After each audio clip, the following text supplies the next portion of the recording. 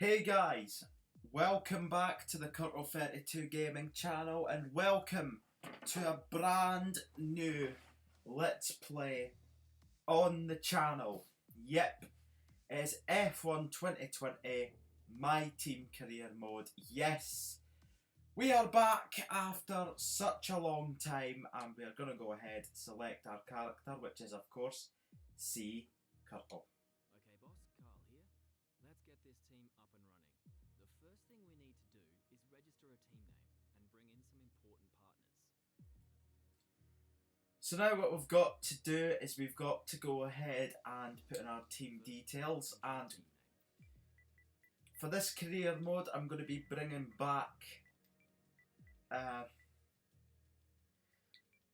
team from the past, and it's going to be Pacific, but I'm going to rename it Pacifico Curto Racing. That's what I'm going to be doing. Choose our primary sponsor for this season. Some sponsors offer a larger signing bonus up front.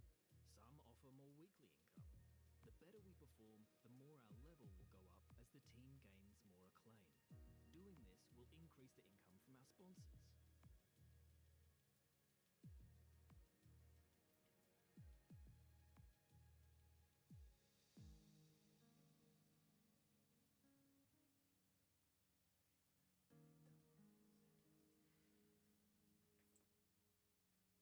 So the one I'm going to go for is to achieve 2 points finishes throughout the season. You won't be going anywhere fast without a power unit.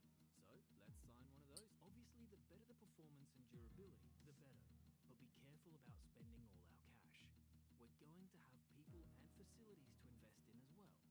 Power unit suppliers will also provide upgrades throughout the season at no extra cost. Now, let's see what happens when we press Ferrari. Now, as you can see, we only have $500,000 left. We don't have enough to sign a driver. As long as we can afford them. Oh, and we renew. So we'll go with Mercedes, and Plenty of chances to sign someone else should the need arise. well, these are the only ones we can actually go ahead and sign.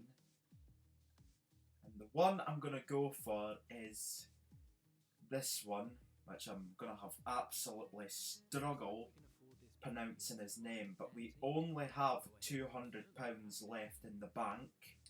Let's select or edit the livery we'll be running this season. And as you can see, I've made the livery earlier, so here it is. Now we need a badge for our team branding. Select an existing badge, edit it, or create one from scratch. And here's the team badge I'm going to be using. Last but not least, we need to pick team colours for the rest of our branding.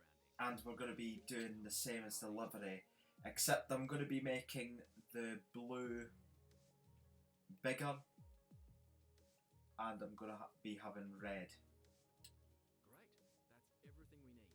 You can go back and edit anything we've done so far, and we'll come back here at the start of each season.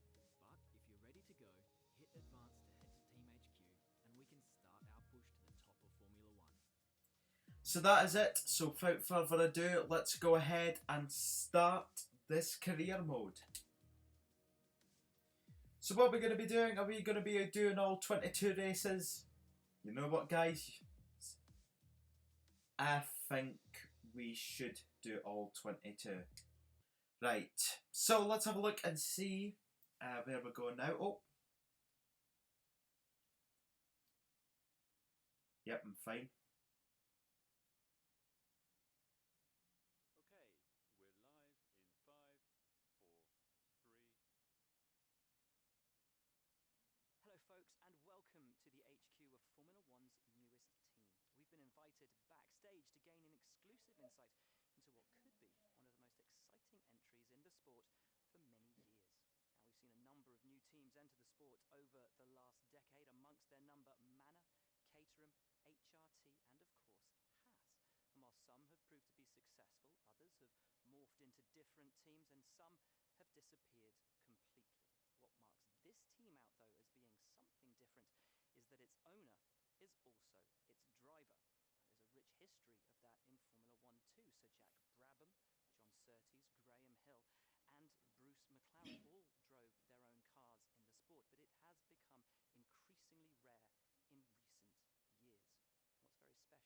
this team, though, is that while the team itself is new to Formula One, so too is its driver and owner.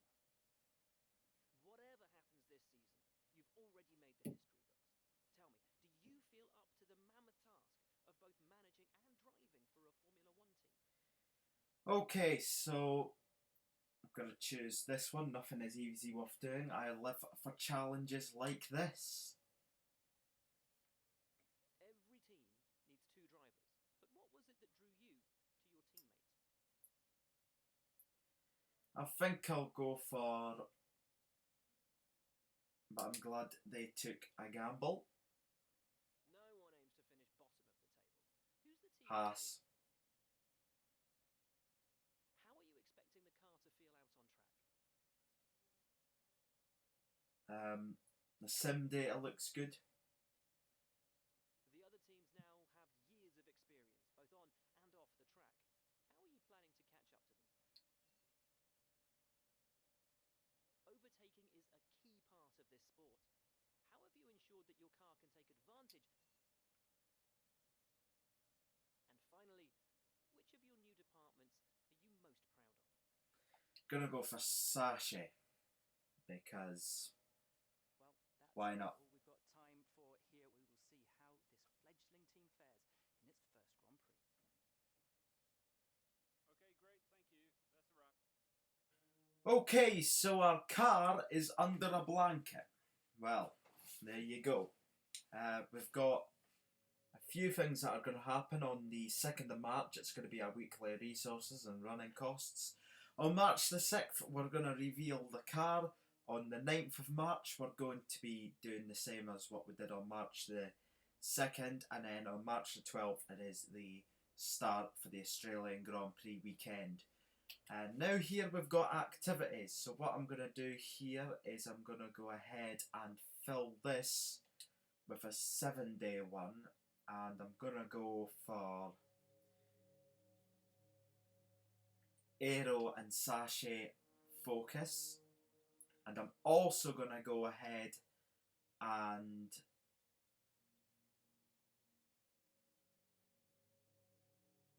what else should I do? I think what else I should do is I should also have a bit of cash on board, maybe. Or a pre-season advertisement. Well, I think we'll do a pre-season advertisement just because we're brand new into the sport. And we've got Carol here. That new car smell, well, that's alright. And IT department saying that to thank for our patience for the recent downtime. Well, that's weird. I mean, we've just started, so maybe we will have the few technical problems straight from the start. Right, so where we're going to go now is we're going to go to facilities, and as you can see, guys, we've got aerodynamics, Sasha, personnel, marketing, durability, and powertrain. Now, we're going to not do anything there at the moment because we've not got enough money. And then we've got the research and development tree, and as you can see, our car is 4th last. So that's okay. We're going to be very good from the start, so let's just hope we can continue that. As you can see, guys, we've got aerodynamics. Looks like something we should really focus on this year, so let's go ahead and fit one of them now. And not only that, but we're also going to go ahead and well, we don't have enough money, so that's a shame. Maybe we might have to do durability, I think Sasha and aerodynamics is where we're going to be going ahead right from the start. So yeah. We've got vehicle, which is basically showing how much parts we've got. So power unit, we've got 3 parts for some, but for some we've only got 2 parts, so we're going to have to be very careful. For the gearbox, we've got a practice gearbox and an event gearbox. For the weekend tyre For the weekend tyres, we've got balanced, harder or softer. We're going to keep it on balanced. And then we go corporate, and as you can see guys, we've got secondary sponsors, but we've not unlocked that yet, so we'll need to go and unlock that soon. We've also got contracts, so as you can see we've got Dorian on a 1 million base salary. Let's just hope it stays there for as long as possible. And we've also got driver perks, so as you can see guys, we can afford none of them at the moment, so that's not good. And as you can see here, we've also got the drivers market, so we've got Lewis Hamilton at the top, no surprise there, at a market value of 19 million, 19.5 million to be exact. We've also got Sebastian Vettel and Valtteri Bottas, you know, all the drivers you would expect to know. You've also got Kimi Räikkönen being the one with 98 experience, so he's going to be rather good. And as you can see, we've got Nick de Vries. He's the highest rated free agent, so we might try and sign him later on down the road. We've also got Hubert, which is a bit of a shock, but yep, he is included in the game, and the reason why I'm saying it's a shock is because in the 2019 Belgian Grand Prix, he actually died in a crash during the F2 race. So rest in peace, Hubert. But it's nice to see that they've put him in the game, and it will be good to see what he could have done in an F1 car had he had the opportunity. We've also got Latifi, who's actually wedged in between the free agents, and we've got the lower down drivers, including Manavir, who's the only driver who is not worth £1 million. Will he appear in the career mode? Who knows? Maybe a team might go into financial issues and have to sign him. Who knows? But we've also got finances and finance history. And we've also got here the car livery. We can go ahead and edit it. So we're going to edit the sponsorship, and we're going to put it on, you know, of sponsorships on the car, which is pretty good. We're going to make it yep, we'll make it like that. It's a bit small though, the sponsorship. But right now we're going to put it on most of the car, so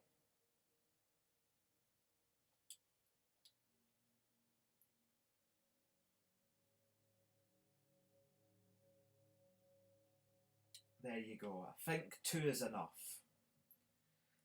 So there you go. We've got 2 of them on the car, and as you can see, the car is looking very nice. It does look like the Williams from 2018, except a bit darker.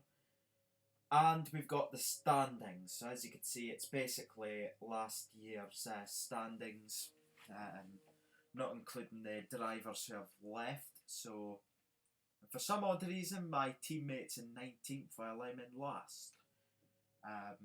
But as you can see, Ocon and Latifi are making their debut, so they're rooted near the bottom too. And of course we're at the bottom of the constructor standings since we're new as well, and that constructor standings is also based off the last year. You then got season results, which will show you where you finished across the season. Trophies, that is for where you finish in the Grand Prix. Rivals, which is basically we've still got to see who our rival is at the moment. We've also got driver details, which is basically showing us how well we've done across the season. So that will do it.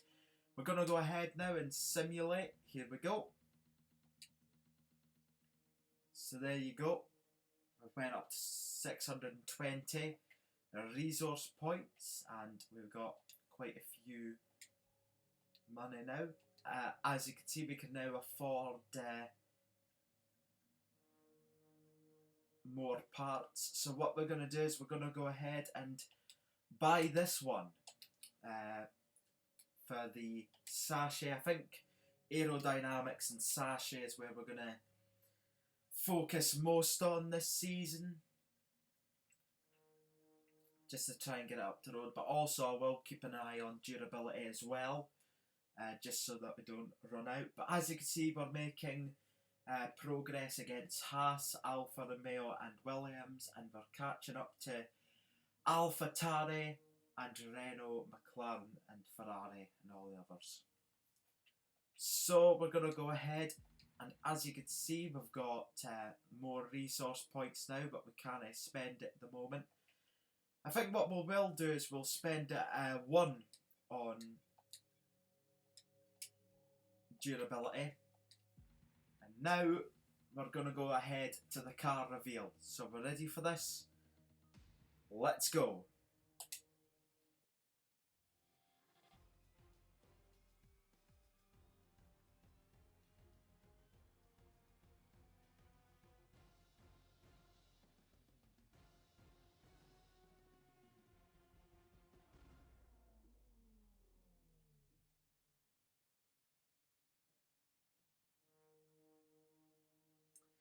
Right, so I hope you enjoyed that.